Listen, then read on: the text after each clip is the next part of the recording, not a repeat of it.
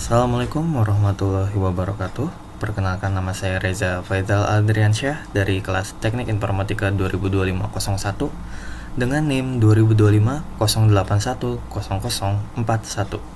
Untuk revisi pada aplikasi ataupun sistem dari materi teori pemrograman berorientasi objek ini, saya melakukan sebuah perubahan terhadap alur sistemnya agar lebih sederhana dan juga tidak ada aktor yang hanya sebagai lewat saja seperti sebelumnya yang itu diterapkan kepada admin, yang sebenarnya bisa saja oleh guru PJ itu tuh sebelumnya.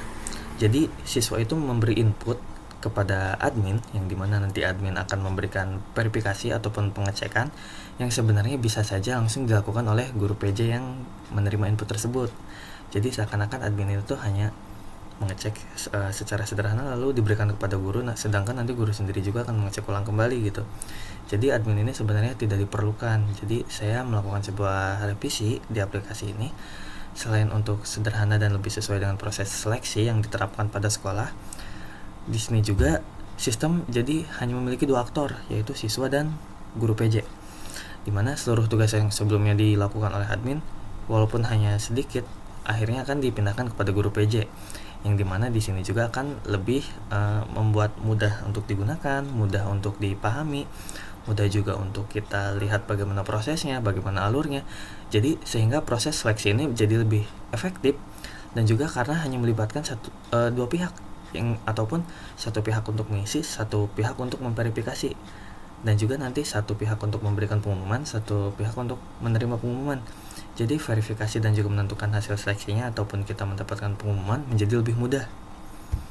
Jadi, seperti yang sudah saya ucap tadi, di sistem yang sudah saya revisi ini, guru PJ ini menjadi sebuah aktor utama yang memiliki tanggung jawab penuh terhadap semua ataupun seluruh proses seleksi yang ada dalam sistem tersebut, yang dimana bisa melihat seluruh data dari pengajuan siswa yang sudah masuk, dan juga setelah data dan rekomendasi itu diberikan oleh sistem gitu, yang dimana nanti bisa ditentukan nih siapa yang akan menjadi penggawa lombanya, siapa juga yang tidak lolos untuk menjadi penggawa lombanya. Dan juga dengan perubahan ini, guru PJ ini nggak cuma berfungsi sebagai pemeriksa data, tapi dia juga akan menjadi sebuah pengambil keputusan akhir. Kalau misal sebelumnya kan admin ini memverifikasi dan juga mengecek, jadi si guru juga mengecek ulang lagi. Jadi seakan-akan akan ada double job desk, dan juga seakan-akan sebenarnya hal ini tuh bisa dilakukan oleh guru langsung gitu, dan juga lebih mudah untuk guru ketika langsung memverifikasinya, teman-teman. Jadi langsung saja kita ke program, di mana di sini untuk guru itu langsung username-nya adalah guru dengan password guru, dan juga role modelnya adalah guru PJ. Nah, di sini langsung terlihat teman-teman di dashboard guru ada pengajuan siswa, di mana ketika siswa akan melomba, ketika dia sudah menginputkan, nanti akan ada di sini nama, kelas, dan juga cabangnya. Cabang ini nanti akan dilihat kembali siapa aja nih anak-anak ini yang akan menjadi punggawa ataupun yang akan dipilih oleh guru tersebut. Dan ketika tidak lolos, akan muncul di dashboard tidak lolos, teman-teman. Lalu bagaimana sih ketika siswa mengajukannya? Kita bisa kembali ke menu sebelumnya, yaitu logout. Lalu teman-teman, ketika kita masuk menggunakan sebagai siswa di username dengan password 123, lalu dengan role siswa, dan lalu kita login, di sini akan ada inputnya teman-teman. Misal kita masukkan saja nama saya adalah Reza dari kelas 12-1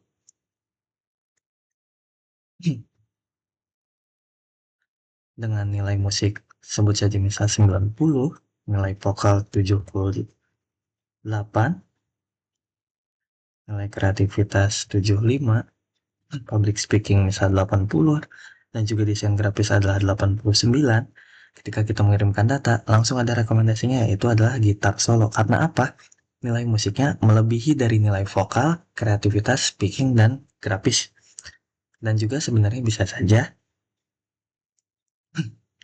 Dan lalu tadi sudah masuk ke total pengajuan yang pertama, teman-teman. Misal nama yang kedua adalah Dea dengan kelas 12-2 dengan nilai musik 80, nilai vokal 89, nilai kreativitasnya ada 90, public speakingnya juga 90, dengan desain grafis 90, maka akan menghasilkan rekomendasi lomba cipta lagu. Sebenarnya ini akan menjadi hal yang kompleks, namun dikarenakan ada kreativitas dan public speaking yang lebih mendekati ke cipta lagu, dan juga ada nilai vokal yang mendukung untuk menjadi penggawa dari cipta lagu, maka yang direkomendasikannya adalah lomba cipta lagu. Lalu langsung saja kita log out, kita menuju ke halaman admin atau guru, lalu kita ke halaman guru.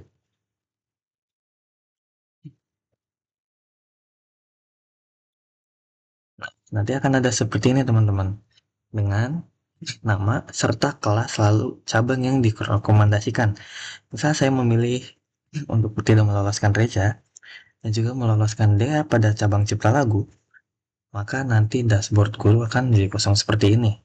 Dan ketika kita log out menuju ke siswa dan melihat pengumuman, nanti akan muncul total siswa yang lolos ada satu, yaitu Dea, dan juga lihat siswa yang tidak lolos ada Reza yang tidak lolos. Seperti itu.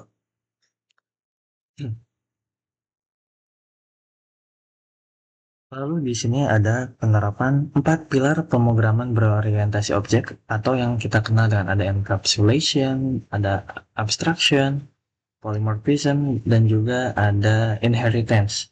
Yang pertama di sini ada enkapsulasi, di mana di sini ada private string nama hingga ke private ENT musik hingga ke desain grafis, di mana di aplikasi ini enkapsulasi ini diterapkan di kelas data siswa, di mana seluruh atribut seperti nama ataupun sampai ke nilai desain grafis itu tuh dideklarasikan menggunakan akses yang private sehingga tidak dapat diakses secara langsung seperti public class ataupun publik begitu. Dan hanya menggunakan mode ataupun metode getter dan juga setter untuk menjaga keamanan data sehingga lebih terjamin dan juga perubahan datanya itu dapat dikontrol dan kita ketahui siapa yang bisa mengubahnya. Get itu bagaimana? Jadi get itu ada di contoh seperti ini. Jadi get itu untuk mendapatkan atau untuk mengambil data ataupun metode yang bisa membaca dari private ini.